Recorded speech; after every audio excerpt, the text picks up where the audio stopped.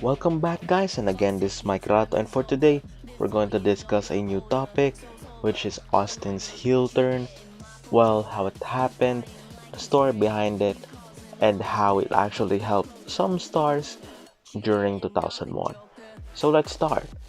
Well, WWE put Austin on the Royal Rumble match in 2001, where he was positioned to be a Royal Rumble winner, a three-time Royal Rumble winner, which up to this date, no one has ever beaten that. Some say Kane deserved that win, some say Austin deserved that win because it's a draw, or some people have their different opinions. So let's carry on.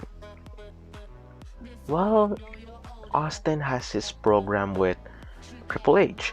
And for The Rock, well, he has some program with Kurt Angle, I think by that time, which while Austin losing to Triple H, and I think The Rock won his WWE Championship at here. So, WWE build the second match for Rock and Austin at WrestleMania, which, well, yeah, it's WrestleMania 17, it's one of the greatest WrestleMania ever produced by the WWE themselves. So yeah, the build up, the hype, the theme song of Austin from the usual, you know, without the lyrics, now changing up from his return in 2000s. So there's that. And now going to the match. Well, it come to the final moments of the match where it would see that Austin is now desperate to win the title, which Vince McMahon, well, he interfered in that match and distracting The Rock. And for the shock of the world, we see something that we could never imagine, and that is the heel turn at WrestleMania 17 with Vince McMahon and Austin shaking hands at that night, therefore having a new character for Stone Cold Steve Austin. So by that time, well, people are shocked.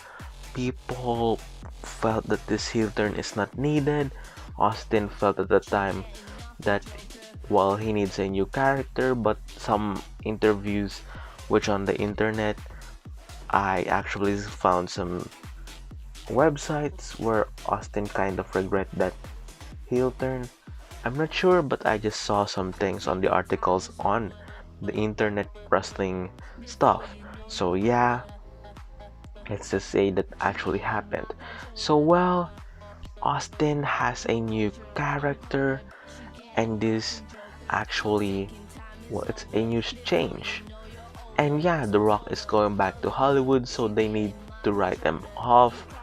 And when they had the rematch for the title, well, they actually debuted the two-man power trip, and The Rock was out of television and he's going back to Hollywood.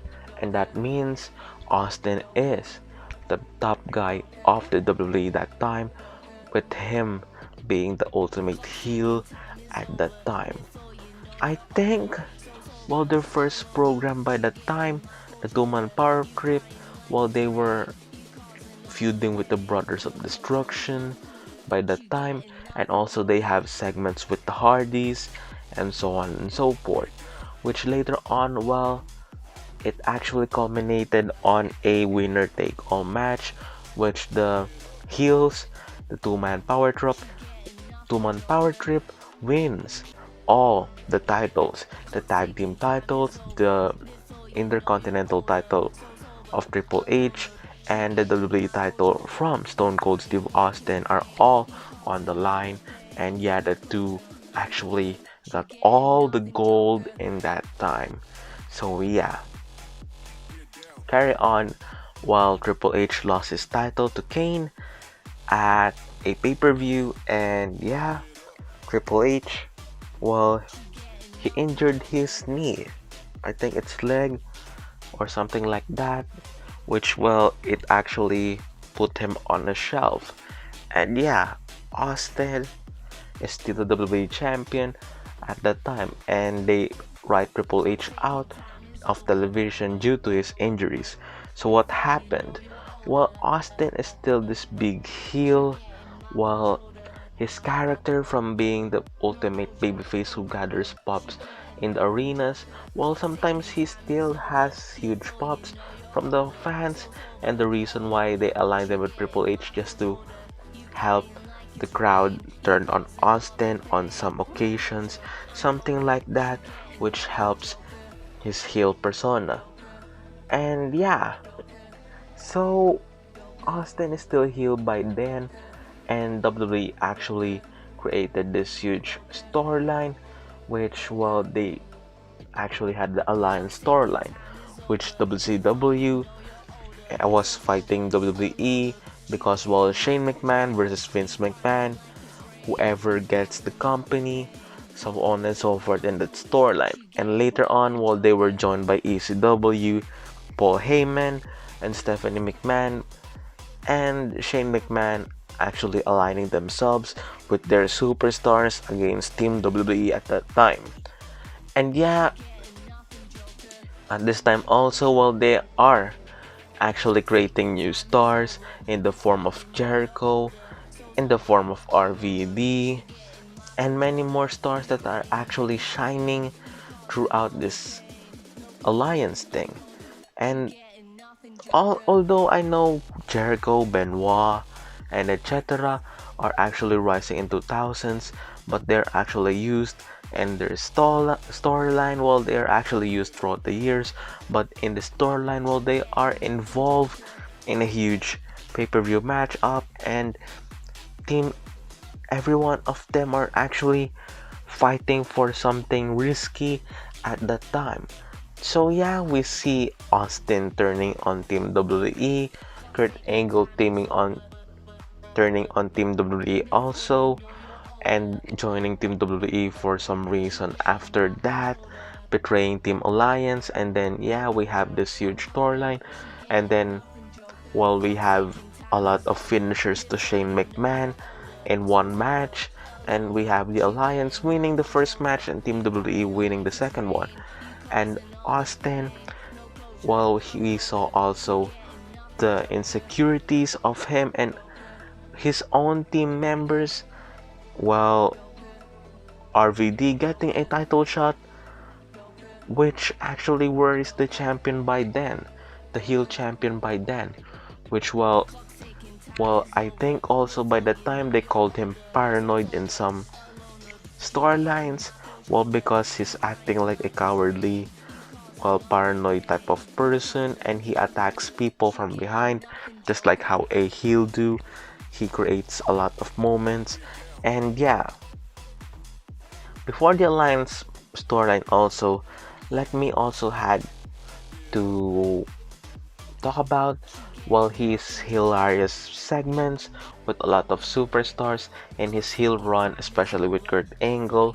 If you remember him, Vince McMahon, Stone Cold, Deborah, they have this segment backstage with Kurt Angle singing his heart out during that segment. So yeah, we have that.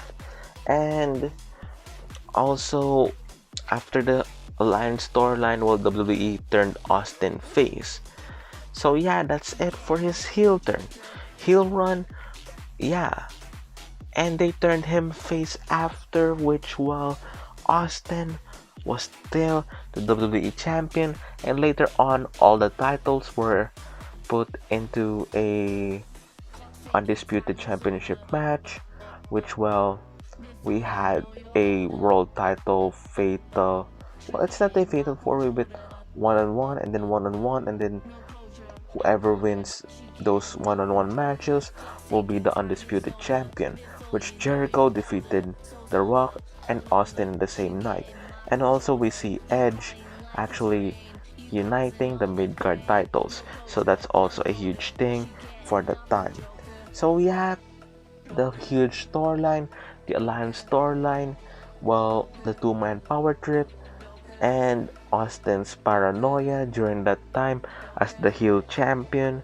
Well, that is much of the highlights of his heel run, and also building stars like RVD and Chris Jericho during this time. So yeah, this is my video for today. I hope you all like this.